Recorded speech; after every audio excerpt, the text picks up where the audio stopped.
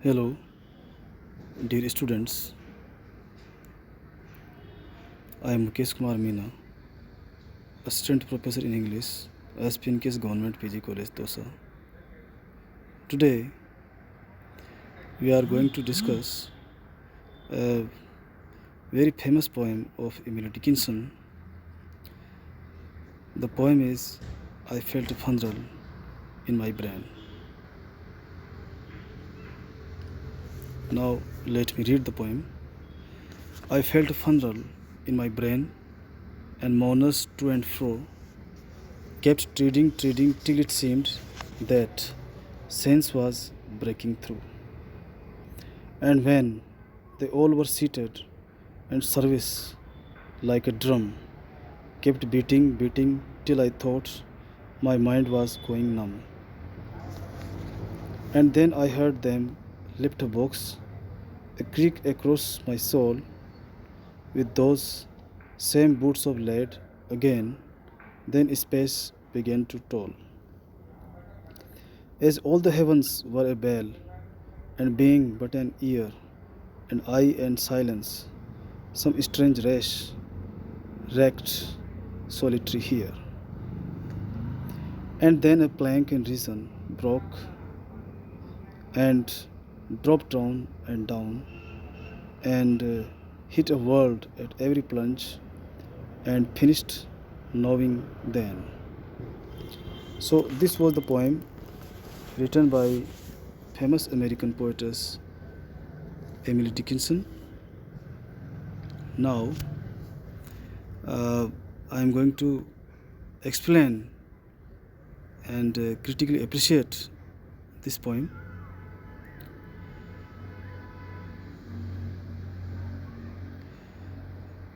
Emily Dickinson's best poems on the extremity of pain, the kind producing a state of trance, make its quality of spiritual death concrete in terms of physical death, and at the same time dramatize it in the ritual of burial. In this poem, the levels of sinking down to unconsciousness follow step by step the ceremony of burial so familiar in her village world. The stage lies inside the brain, and the drama is rendered exclusively in terms of unarticulated sounds transformed into movements which enact the pantomime through its relentless progression, through its relentless progress to extinction. The subdued step of mourners in the real world became in the first stanza a heavy, insistent treading to this tortured consciousness until it feared that sense was breaking through. The twofold meanings here of the mind giving way and of the sensations threatening to quicken again from their comfortable state of numbness are picked up in the following stanza and in the concluding one. When the funeral service began, its incessant droning made the mind at last actually begin to go numb through with the disquieting echo of a pagan ritual in its beating drum. By the time the third stanza is reached, the mind is so dissociated that it is now both the extinct life in the coffin and the agonized soul across which the pallbearers crack, across which the pallbearers creak. The line with those same boots of lead again implies that the experience was reenacted over and over, yet simultaneously, with the lead of the coffin grotesquely transferred to the boot soles of the attendants. This same duality of consciousness continues as the procession leaves the church and the funeral knell sounds announcing the death of the body of agony and at the same time killing the listening spirit. This sound is so cosmic that only the most extravagant simile will describe it, as all the heavens were a bell, and being but an ear. Such a climax has an absolute rightness about it. For the poem consists exclusively of a series of images which are all auditory and reiterated, treading, beating, creaking, and with this final toning, the consciousness is ragged, solitary, except for the accompanying silence, which is more harrowing than any of the sounds had been. The poem ends with the mind simply giving way, but this too in terms of the last act of burial. Just as the coffin is about to be lowered into the grave, a plank in reason broke, and the speaker dropped down through level after level of unconsciousness, hitting a new world of extinction at every crash. These were the last soundless sounds of agony as the mind got through knowing being has been swallowed up in trance. Perhaps the only flaw in this poem is that the metaphor of funeral occupies a position of supreme importance. The powerfully dramatized ceremony, with all its ghastly detail, tends to draw the reader's attention away from the spiritual death which it was intended to highlight. I felt a funeral in my brain is rather disturbing portrayal of death. It contains a detailed account of a complete funeral as felt through the ebbing sensations of a dead person.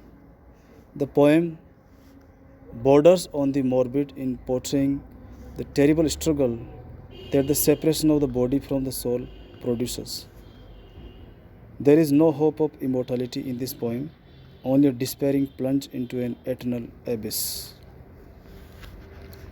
Still, the funeral service is not merely exploited for sensational effects, it has an allegorical significance. The physical death symbolizes spiritual disease and perhaps a momentary insight into the nature of infinity.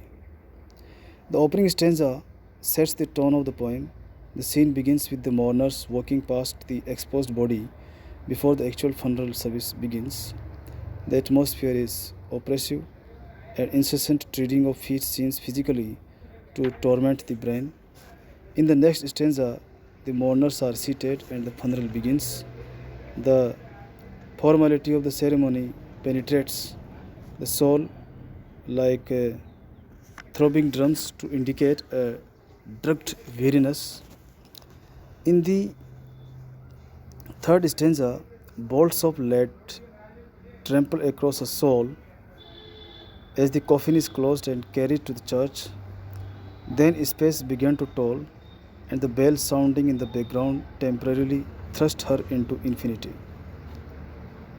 The tension increases as the body is carried to the grave. The bells obliterate all other sensations, casting the soul upon eternity itself, but without hope of resurrection. Reeling under these continued blows, the soul experiences complete disintegration with the tumbling of the casket into the grave. The words finished knowing complete the loss of conscious control as the soul moves into the irrational unknown, into an indifferent universe. There is a sense of despair in the poem. The emphasis on dying sensations and failing powers suggests death's dreadful isolation. On another level, the initial phrase in my brain hints that this physical death represents some terrible emotional pain or loss that brings an overwhelming sense of despair. Since the soul has lost its reason for living, the person ceases to exist. In an original interpretation of the poem, one critic holds that it deals with the direct knowledge of the absolute when the soul gains a temporary insight into the infinite. Death symbolizes this, since it is one of the few crucial experiences that reveal a glimpse of final things. This critic concludes that the poem combines both triumph and failure, for man must return to reality after breaking through the barriers of sense into infinity. Thanks for listening.